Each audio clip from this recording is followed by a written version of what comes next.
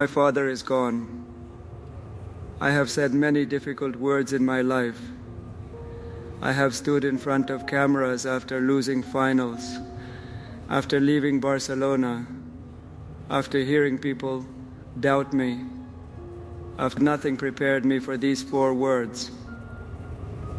My father is gone. For most of my life, whenever something happened, good or bad, there was one person I could call without thinking. I did not need to explain who I was. I did not need to be Lionel Messi, the footballer. I could simply be Leo, his son. Now I still reach for my phone sometimes, almost by instinct, and for a second my mind forgets what my heart already knows. The house has been full of people, yet somehow it feels empty. Family members speak softly. Friends arrive, hug me, and struggle to find the right words. There are flowers everywhere. Messages have come from clubs, teammates, coaches, rivals, and people I have never met.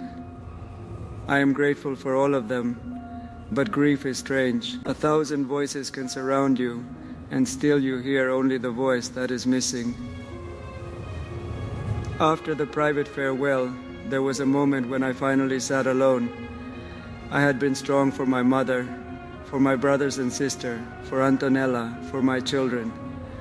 But when the door closed, I stopped trying to be strong. I looked at an old photograph of my father and me. I was small, almost lost inside a football shirt. He was standing beside me with the expression I remember so well, serious on the outside, proud in the eyes. That was when I cried. Not the tears of losing a match, not the tears of pain after an injury, not even the tears I shed after becoming world champion. These were different. They came from somewhere deeper, from the realization that one of the people who built the road beneath my feet would never walk beside me again. A little later, I was told someone had come to see me privately. Cristiano in this story, I imagine him entering quietly, without cameras, without an entourage, without the noise that always followed the two of us whenever our names were placed in the same sentence. For 20 years, people had argued about us, Messi or Ronaldo, Ronaldo or Messi, goals, trophies, records, Ballon d'Ors, Champions Leagues.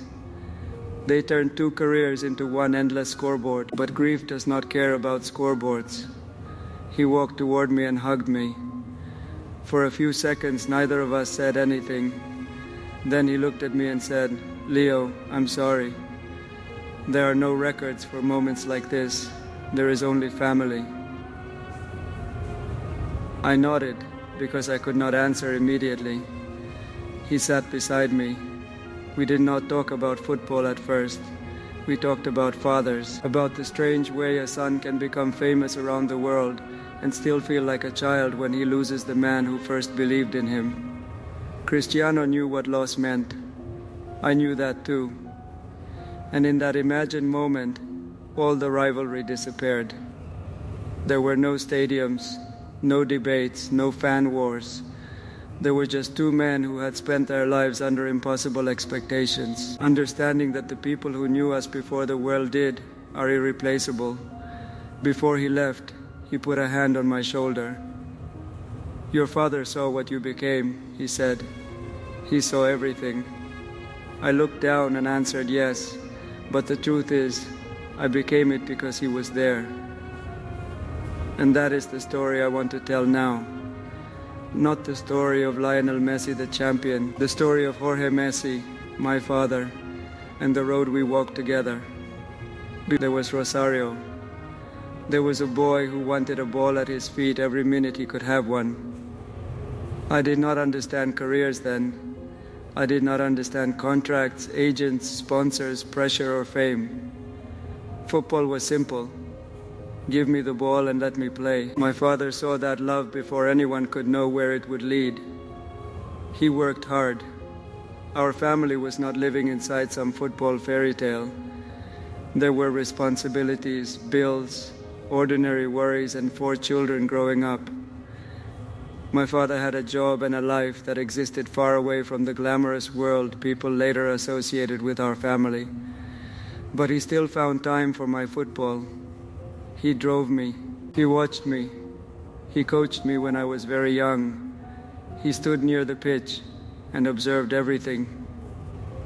At Grandoli, and later at New as Old Boys, football became more serious. I was still small, painfully small compared with many boys my age, but with the ball I felt free. Size disappeared when the game started. Then came one of the first great challenges of my life. The doctors discovered that I needed treatment for a growth hormone deficiency. When you are a child, you do not fully understand what such news means. You understand injections. You understand hospital visits. You understand your parents speaking in lower voices when they think you are not listening. But you do not understand the fear behind those conversations. My treatment was expensive. My future was uncertain. There was no guarantee that any sacrifice would lead anywhere. Nobody could promise my father, do this, and your son will become one of the greatest players in history. Life never gives parents those guarantees. He had to make decisions based on faith. Faith in doctors, faith in opportunity, and, most of all, faith in me. That is something I understand much more now that I am a father myself. My father went with me. Barcelona was beautiful, but I did not arrive there feeling like a future superstar. I arrived as a shy kid from Rosario. I missed home, I missed my mother, I missed my siblings, I missed the language and rhythm of my neighborhood. I missed the feeling of belonging without having to earn it. Years later, I spoke about how both of us suffered during that period. Sometimes I would cry alone. Sometimes he would do the same. We were both trying to protect each other by pretending we were stronger than we really felt. That was my father. He did not remove every difficulty from my path. He stayed beside me while I walked through it. At one point, he asked me the question that mattered most. Did I want to continue, or did I want to go home? Think about that. He could have decided for me. He was my father. I was only a boy. But he asked. He made me understand that the dream had to be mine. I wanted to stay. So he stayed too. That decision changed my life. People know the famous story of the Barcelona agreement written on a napkin. It has become part of football mythology. But whenever people talk about that piece of paper, I think about everything surrounding it. A signature means very little without sacrifice behind it. My father had pushed for clarity because our family could not live forever inside uncertainty. Barcelona had seen my ability, but the process was not simple. There were doubts, delays, questions about my size, questions about the cost, questions about whether bringing a young Argentine boy to Spain was worth the risk. My father could not dribble past defenders for me. He could not score my goals. But he could fight for the chance that allowed me to try. That became his role again and again throughout my career. He protected the space around me so I could play. The higher I climbed, the more complicated the world around football became. A player sees 90 minutes. A family sees everything around those 90 minutes. Contracts, negotiations, people making promises. People wanting access, people wanting a piece of your time, your image, your future. Decisions that can change not just a season, but an entire life. My father became my representative because trust mattered more to me than anything. Was every decision perfect? Of course not. No family moves through decades of pressure without mistakes, disagreements, difficult days, and moments they would handle differently if given another chance. But when I looked across a table and saw my father, I knew one thing. His life was connected to mine long before my name had value. He knew me before the money, before the trophies, before the headlines, before the world decided I was Messi. He knew Leo. That matters more than people understand. When I won my first Ballon d'Or, the world saw a young player receiving a golden trophy. My father saw the boy who had needed injections. He saw the flights, the paperwork, the lonely rooms, the uncertainty. When Barcelona won Champions Leagues, people saw celebrations. He remembered the days when Barcelona had not yet decided if I was worth a gamble. When I broke records, he remembered when the only record that mattered was whether I was growing enough, strong enough, healthy enough to continue. And when success became enormous, he helped carry the weight of it. Then there was Argentina. That part of my journey carried a different kind of pain. I loved playing for my country, but there were years when love seemed to produce only more pressure. We reached finals. We lost finals. People questioned me. Some said I did not feel Argentina the way they did because I had left for Spain so young. Those words hurt. My father knew how deeply. He had been there when leaving Argentina was not an act of rejection, but an act of hope. He knew that Rosario never left me, because it never left him either. After painful defeats, there were times when I wondered how much more I could carry. The 2014 World Cup final stayed with me. Then came the Copa América disappointments. In 2016, after another final defeat, I said I was done with the national team. I was exhausted. It felt like no matter what I did, the one thing I wanted most kept moving further away. My family knew that the statement came from pain. My father knew that football decisions made in pain do not always describe what the heart truly wants. Eventually I returned, and thank God I did. Because years later came the Copa América triumph in 2021. For Argentina, for my teammates, for the supporters who had waited with us, it felt like a wall finally falling.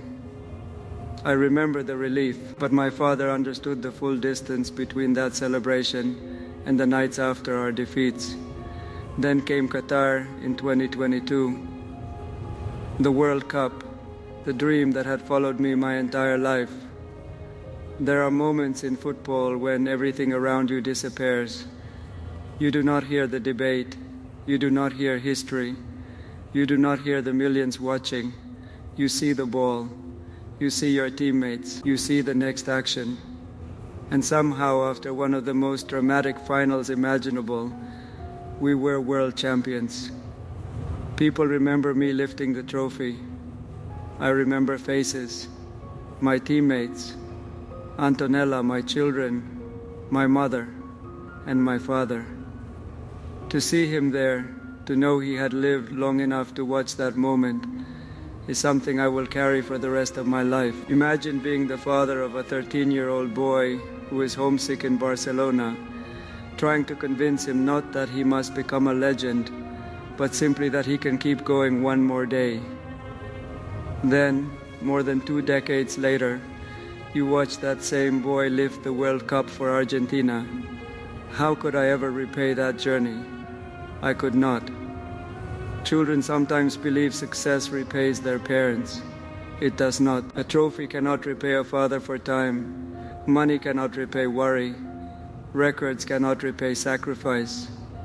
You can only hope that the person who believed in you gets to see that belief become something beautiful. My father did. That gives me comfort now. His final period was difficult. His health had become a concern, and there were moments when football felt very far away from what mattered. During those difficult days, I understood that our roles had changed. For so long he had worried about me. Now I worried about him. For so long he asked if my body was strong enough. Now I wondered if his was. For so long, he waited outside training grounds, doctors' offices, meetings, and stadium tunnels. Now I found myself waiting for news about him. That helplessness is something no amount of success prepares you for. And then came the call every son fears. The call that divides life into before and after. My father had died. Jorge Messi was 68 years old. To the world, he was Lionel Messi's father and longtime representative. To me, he was the man who took my hand when I was small. The man who crossed an ocean with me, the man who stayed when staying was hard, the man who fought for opportunities but still asked what I wanted, the man who could tell by my face whether I had played badly even if I had scored, the man who saw the person when everyone else saw the player. After his death, messages arrived from everywhere: Barcelona, Newell's, Inter Miami, the Argentine football family, even Real Madrid, the club that had represented the greatest sporting rivalry of my Barcelona years, expressed its condolences. That moved me, because loss has a way of reminding us that football's fiercest lines are still only lines on a field. And that is why, in this fictionalized telling, I keep returning to the imagined visit from Cristiano. It represents something larger than whether two rivals were ever close friends. Respect. We spent years chasing the same trophies from different directions. Our supporters argued constantly. Every goal became a comparison. Every award became evidence in somebody's debate. But time changes the meaning of rivalry. When you are young, you think the person across from you is standing in the way. When you get older, you realize sometimes they were also helping define the road. Cristiano pushed standards higher. I pushed standards higher. We did not need to live the same life to understand what the other carried. And in my imagined conversation with him after my father's death, I do not hear a rival speaking. I hear a son speaking to another son. He tells me, "Your father got to see you become everything he hoped you could become." And I answer, maybe, but he never asked me to become everything. He only asked me to give everything. That is the lesson I remember most. My father did not build my career by telling me I was entitled to greatness. He built the environment in which I could work for it. There is a difference. He gave me opportunity, not certainty, protection, not immunity, advice, not a guarantee. And when the world eventually placed a crown on my head, he still knew exactly where I had come from. Now I think about my own sons. I think about Tiago, Mateo, and Ciro. I wonder what they will remember about me one day. Will they remember the trophies in the house, the matches, the crowds, or will they remember the small things? A conversation in the car, a hand on the shoulder, a night when they were afraid and I stayed. Every time I step onto a field, part of the road he built is still under my feet. Every time I make a decision for my children, I hear something he taught me, even if he never said it directly. Every time I see a young player far from home trying to act brave, I remember a 13-year-old boy in Barcelona and the father beside him, who was also trying not to cry. People will continue talking about my career. They will count goals. They will rank trophies. They will replay dribbles. They will debate who was the greatest. That is football. I understand it, but when my life is reduced to numbers, I hope people remember that numbers never tell the whole story. Behind many players there is someone who drove the car before there was a team bus, someone who paid for boots before there was a sponsor, someone who believed before there was evidence, someone who sat in the stands when nobody was watching.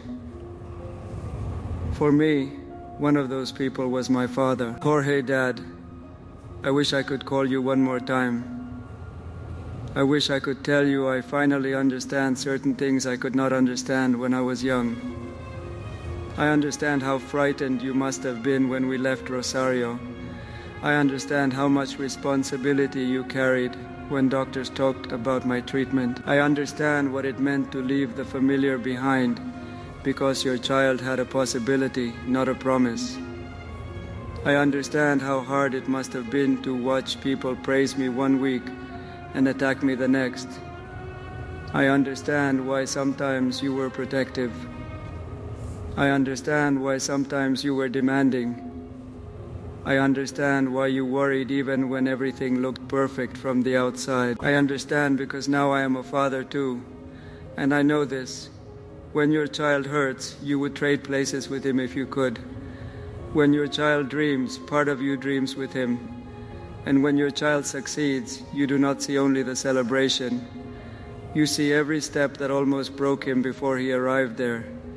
You saw all of mine, the boy in Rosario, the treatment, the move, the loneliness, the injuries, the first Barcelona goal, the trophies. Maybe there is peace in knowing you saw what I became. But I want the world to understand something. When I lifted the biggest trophies of my life, my name was written on them. Your fingerprints were not.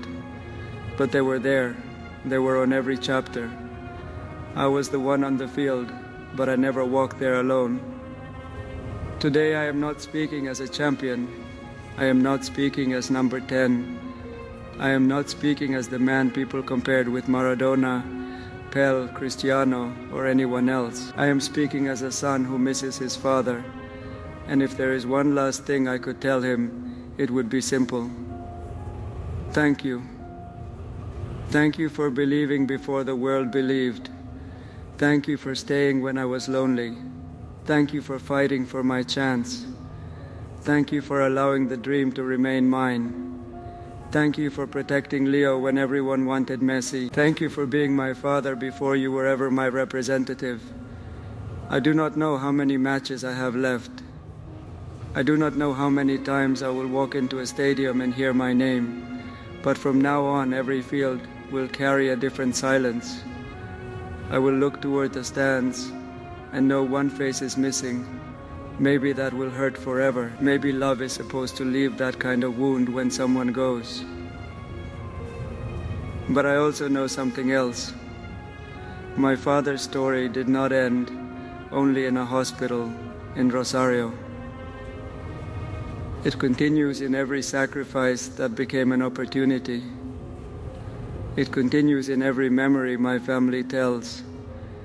It continues in my children. It continues in me. And whenever someone asks how a small boy from Rosario traveled all the way to the top of football, they will talk about talent. They will talk about Barcelona. They will talk about teammates, coaches, goals, and destiny. I will think of my father. Because before the world knew my name, he knew my dream.